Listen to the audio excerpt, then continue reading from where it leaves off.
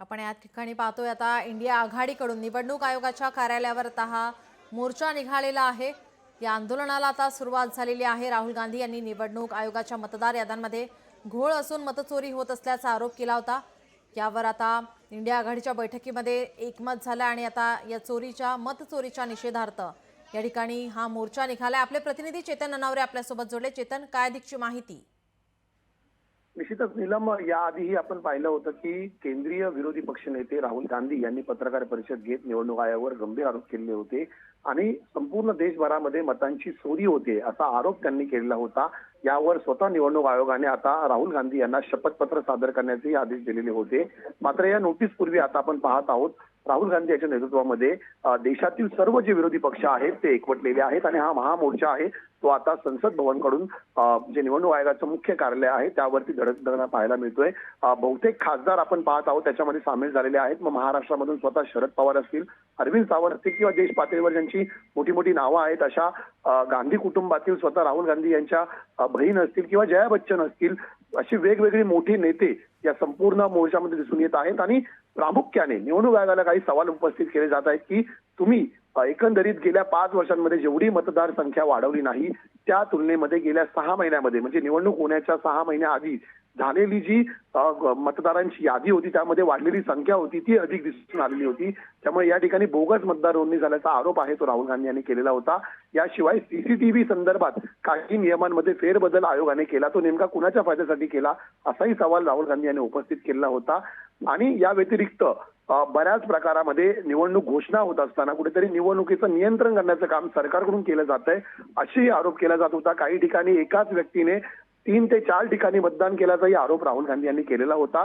परिणामी या आरोपांच्या संदर्भात आता सवाल उपस्थित करण्यासाठी राहुल गांधींच्या नेतृत्वामध्ये सर्व विरोधी पक्ष एकवटलेल्याचं पाहायला मिळतं आणि याच्यामध्ये मग स्वतः प्रियंका गांधी असतील किंवा मल्लिकार्जुन खरगे असतील हे सुद्धा मोर्चामध्ये सामील झालेलं पाहायला मिळते। परिणामी या सर्व आरोपांचं उत्तर आता निवडणूक आयोग कशा प्रकारे देणार आणि सत्ताधारी पक्षांवरती गंभीर आरोप होत आहेत तर सत्ताधारी पक्षाकडून मग महाराष्ट्रामध्ये भाजप असेल, शिवसेना असेल, राष्ट्रवादी असेल किंवा अगदी बिहारमधील असतील किंवा तमिळनाडूमध्ये असतील किंवा इतर चंद्रबाबू नायडू सारखे सगळे मित्र पक्ष आहेत ते काय या सवालांना उत्तर देतात हेही पाहणं महत्त्वाचं असेल। नक्कीच आपण जर पाहिले तर महाराष्ट्रामध्ये सुद्धा विरोधक आक्रमक पाहायला मिळत होते।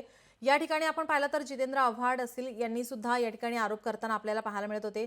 वेबसाईटवरून जे निवडणूक आयोगाच्या वेबसाईटवरून महाराष्ट्र असो, बिहार असो, मध्य प्रदेश असो या ठिकाणी मतदार याद्या गायब केल्याचा त्यांनी पण सुद्धा आरोप केला होता। त्या संदर्भात काय सांगाल? निश्चितच नीलम, कारण आरोप प्रत्यारोपांच्या फैरी सुरू आहेत। एकीकडे राहुल गांधी महाविकास आघाडीतर्फे आणि एकंदरीत इंडिया आघाडीतर्फे महाराष्ट्रामध्ये महाविकास आघाडीचे नेते असतील राहुल गांधींच्या पाठोपाठ आणि देशामध्ये इंडिया आघाडीचे नेते राहुल गांधींपाठोपाठ सत्ताधारी पक्षावर आरोप करतायत की कशा प्रकारे ईव्हीएम मध्ये घोळ करून आणि बोगस मतदारांची संख्या वाढवून भाजप एकंदरीत मित्रपक्षांसहित सत्तेवर आल्याचं आरोप होतोय। मात्र दुसरीकडे भाजप सहित जे मित्रपक्ष आहेत ते सुद्धा प्रत्यारोप करताना पाहायला मिळतात की जर आम्ही कुठल्याही प्रकारची मतदान नोंदणी वाढवली असेल वेगळ्या प्रकारे याच्यामध्ये बोगस मतदार झाले असेल तर आपण नियुक्त केलेल्या बीएलओंनी कुठल्याही प्रकारचा आक्षेप का घेतला नाही। मग ती बिहारची मतदार यादी असेल किंवा महाराष्ट्रामध्ये झालेली निवडणूक असेल, या लोकसभा आणि विधानसभा निवडणुकीमध्ये काँग्रेस असेल किंवा महाविकास आघाडी असेल महाराष्ट्रामध्ये त्यांच्या कुठल्याही राजकीय पक्षांनी नेमलेल्या बीएलओंनी त्या ठिकाणच्या बूथवरती कुठल्याही प्रकारच्या बोगस नोंदणीचा आक्षेप घेतलेला नव्हता।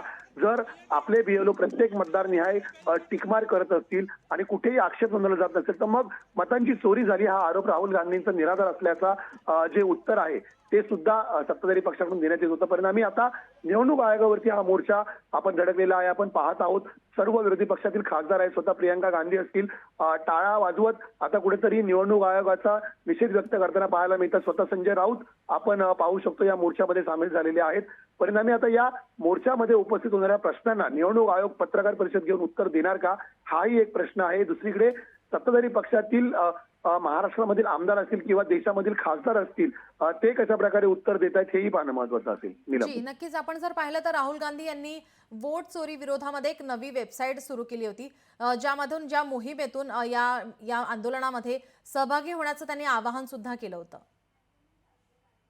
कारण एकंदरीत एक पॉवर पॉइंट प्रेझेंटेशन सुद्धा आपण राहुल गांधी यांनी दिल्याचं पाहिलं होतं आणि त्यामध्ये काही पुरावे सादर केलेले होते की हे पुरावे माझ्याकडे आहेत. त्यांनी अक्षरशः कागदपत्रांचा ढिगारा त्या ठिकाणी दाखवलेला होता. मात्र याच त्यांच्या प्रेझेंटेशन नंतर निवडणूक आयोगाने सुद्धा त्यांना लेखी पुरावे सादर करण्याचे सूचना केलेली होती. मात्र त्यानंतर या सूचनेनंतर अद्यापपर्यंत राहुल गांधी असतील किंवा इंडिया आघाडीकडून कुठल्याही प्रकारचं उत्तर अद्यापर्यंत या आयोगाच्या सूचनेला देण्यात आलेलं नाहीये, या नोटीसला देण्यात आलेलं नाहीये. परिणामी हा मोर्चा तर इंडिया आघाडीकडून काढला जातोय, मात्र कागदपत्री काही पुरावे ते निवडणूक आयोगाला या मोर्चानंतर सादर करणार का याकडे आपलं लक्ष असेल. नीलम जी नक्कीच, याचे अपडेट आम्ही घेतच राहू. तुर्तास धन्यवाद आपण दिलेल्या माहितीसाठी. लोकशाही मराठी ऐका, पहा, जागरूक रहा.